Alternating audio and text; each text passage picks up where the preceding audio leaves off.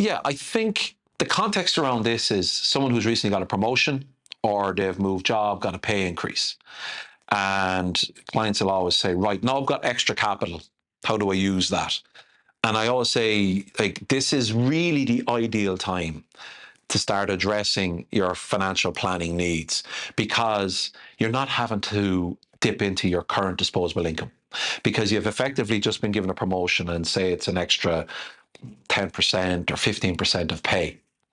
Well, rather than saying, I need to fund my pension, or I need to sort my income protection, or I need to really start looking at my medium term savings. But you know what?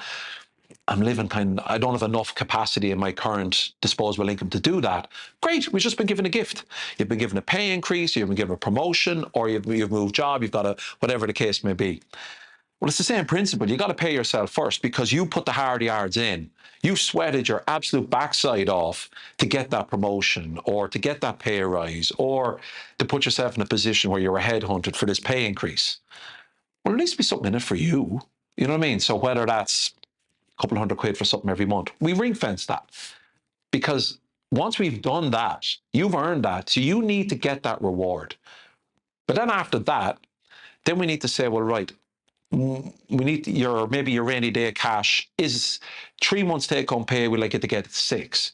Well, let's get that sorted first. So let's take the pay increase and let's sort our rainy day cash. So now I've ticked 2 primary needs. I've got myself something very important for my own lifestyle, whatever that is, and I've built up my rainy day cash. Now we can deal with the rest because we've got the capacity to do it, because every financial decision is a function of the resources that can be allocated towards it. So if we've just been given the gift or whatever it is of more resources, well, then let's not waste them. You know what I mean? And then what happens is because I always say that, like, there's never the best time to sort your pension out is a pay review with your employer. So even if you're not getting a massive pay increase or a massive promotion, if your employers come along and say you're getting a 4 or 5% pay increase and you haven't yet committed to making extra contributions to your pension, just say, well, right, I'm not going to take this now. Or instead of taking 5%, I'll take 1% and I'll put the 4 into my pension. What you're doing there is you're not taking a penny out of your current disposable income, but that 4% is now locked into your pension contributions from now until you retire. So you could be locking in an extra 4% in contributions for 20 years. And in theory, it hasn't cost you anything. Do you know what I'm trying to say? So that's the smart way to start building up your pension contributions. It's the smart way in terms of sorting out your medium to long-term financial needs. And the reason I'm saying it's smart, the smartest way is just to do it today. But it's smart because it's the one that most people find easiest to do. And that's what we're about, which is, okay, there's like, okay, you know, it's kind of like the rules say this, but in reality, what do you do?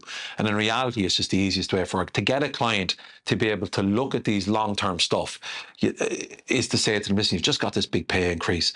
You should have done it last year. Who cares? It doesn't matter. We'll sort it now because you've got extra capital to be able to do it.